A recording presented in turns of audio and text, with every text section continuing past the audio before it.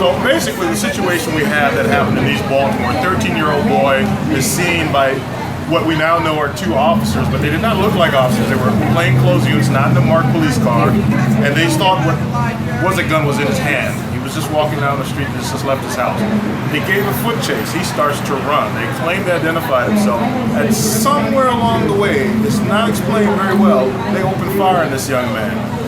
He never reached for this thing, pointed at them, or threatened them in any way according to all the witnesses. Even the police couldn't articulate that. The best they could say is he had what looked like a weapon and was running, was foot chasing. But they shot him multiple times at a very close range in front of young children at a playground. We're told that it's non-fatal and he's expected to survive.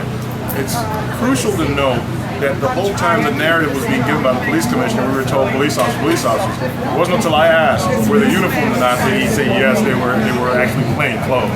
So it's already, they were trying to frame a certain image, you know, the uniformed officer, why would this kid run from these officers? Well, no, these were just two adults who he didn't know.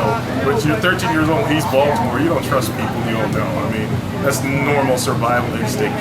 So I'm kind of bothered by how some of the narrative being pushed out there is trying to frame this in a way to take away the natural reaction of a 13-year-old boy growing up in Baltimore. Okay, and you are James MacArthur, independent journalist here in Baltimore, and you were at the scene for, how long were you at the scene? I was at the scene for an extended period of time. I got there well before the conference, the police press conference.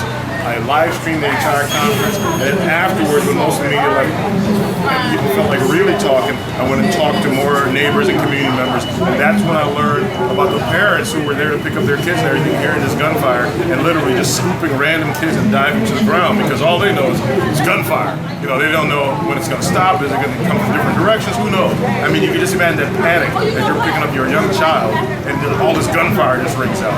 I mean, we now know what happens now, but at the time, as you're living it live, that incident is not gonna, it's gonna stay with those kids a long time. I mean, the rest of their lives. Did you see the police detain the mother? I heard from multiple witnesses that she kept asking, where's my boy, what happened? And she didn't like the answers, and she started screaming whatever, and she was kind of taken down to the ground forcefully. I didn't see that, but I talked to people who did see it. Okay, thank you. This is Robert Broom with WEAC Radio, here with James MacArthur, independent journalist here in Baltimore, and thank you very much. Thank you, Robert.